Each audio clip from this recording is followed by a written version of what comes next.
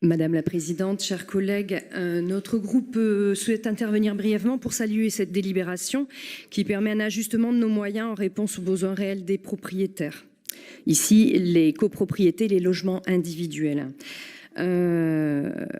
Toute cette action, cette délibération montre notre complémentarité avec les aides de l'État, puisque le nouveau règlement d'intervention renforce l'efficacité de notre action, lequel, je cite un extrait de la délibération, a profondément revu son système de subvention depuis le 1er janvier 2024 pour le parc privé, afin d'accélérer l'innovation énergétique globale et performante grâce à des subventions renforcées et des dérogations pour les plus petites copropriétés.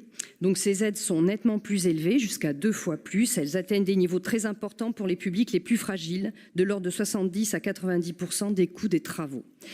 Alors ce rapport met en lumière l'importance des rénovations, qu'elles soient geste par geste ou globales, avec une attention particulière pour les copropriétés privées.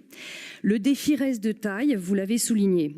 Même si de nombreux projets ont été identifiés, ils peinent à être financés. Les charges des copropriétaires ont fortement augmenté ces dernières années, notamment en raison du coût des fluides entraînant le gel des projets de rénovation.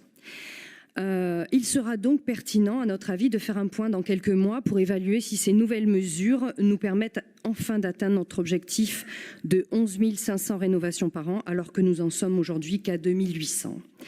Alors nous saluons aussi ce qui a été dit, c'est-à-dire aller vers la simplification, vers l'accompagnement des demandes.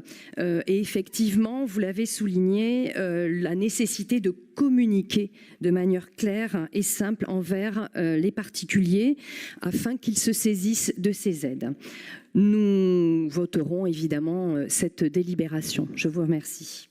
Merci.